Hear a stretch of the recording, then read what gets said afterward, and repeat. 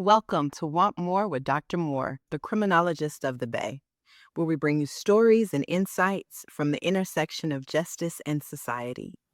I am your host, Dr. Talia Moore, and today we're shining a light on the critical issue that often hides in the shadow: human trafficking.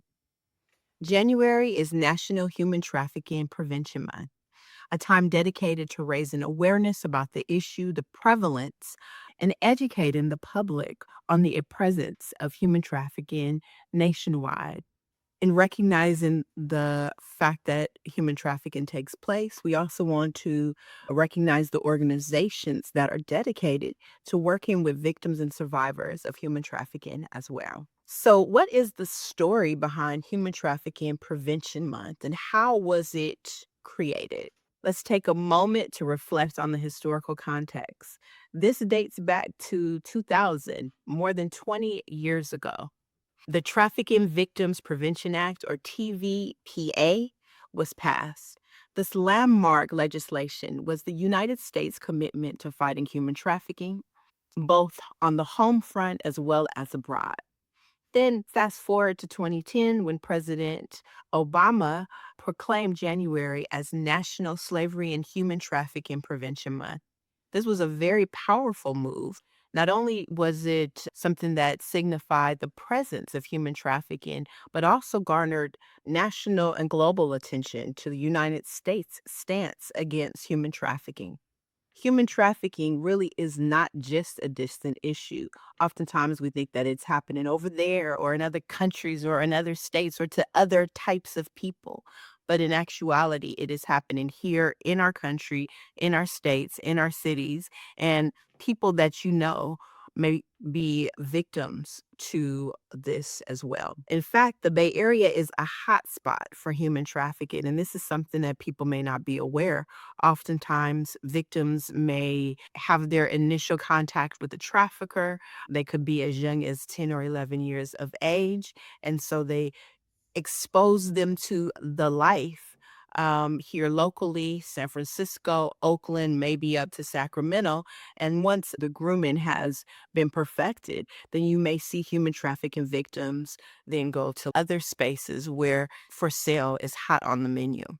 Traffickers thrive on instability, right? And being able to isolate someone from their loved ones or from anyone who cares. And I mean, just kind of think we just got out of a global pandemic that required everyone to shelter in place and maintain your isolated bubble. And so that was a time rich and ripe for traffickers to really find victims, to groom them in the ways that they're hoping to really generate the money that they're seeking as a result of this that they're selling. Traffickers are really skilled at finding ways to dominate and manipulate their victims, and they also use violence as a means of enforcement as well. I don't want you to feel overwhelmed about the challenges of human trafficking. There are some silver linings that are connected to human trafficking prevention. First, the recognition that it's taken place every January since then President Obama's proclamation of human trafficking as a global issue and one that we should address nationwide. Each January, the president's proclamation serves as a call to action, and I hope that you utilize this video in that same way. It reminds us that every single one of us has a role and we're able to have some level of impact. Really kind of grow your awareness of human trafficking, what it looks like, who may be a victim, how people may be groomed or cultivated into the lifestyle or the life. I also want to highlight some really incredible organizations that are working with human trafficking survivors and looking to make a difference in this space. The first is Love Never Fails. This organization is dedicated to empowering survivors and ending trafficking through awareness and education. Another organization, Missy, focuses on supporting commercially exploited youth through advocacy and services. An organization named Brave, formerly Baywar, provides necessary resources for victims and survivors of trafficking and exploitation. Shade Movement works to raise awareness and prevent exploitation in our community. My Sister's Keeper engages in proactive measures to protect women and girls from trafficking. The Department of Violence Prevention is committed to reducing violence and exploitation in all forms.